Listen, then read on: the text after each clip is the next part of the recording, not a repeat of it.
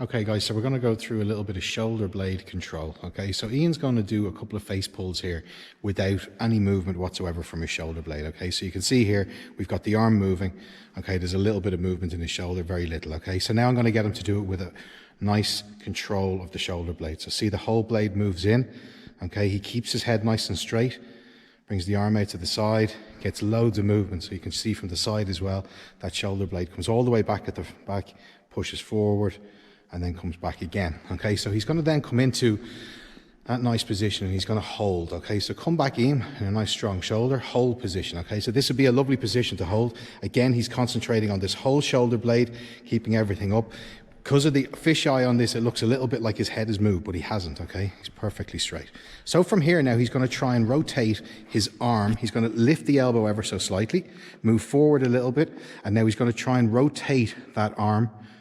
Lovely. Okay, so what he's doing here, imagine that this was going right up through his elbow, and he could either move in this or hold this position. So you do a couple of movements in, slowly bring it through. Look, the shoulder stays in position, okay? And especially here, it doesn't lift up at all. He's holding a lovely straight position, rotating that arm inside of all the tissue.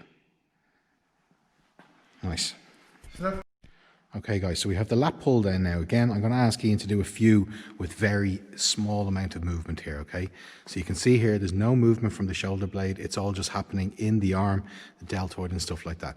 So he'll go into a nice long range of motion now. Look at this. Shoulder blade opens right up. His core has stayed still. Shoulder blade is opened around his thoracic spine. He pulls it back and squeezes. I'll get you to do one more of those, please, Ian. Look at the shoulder. Whole thing opens up.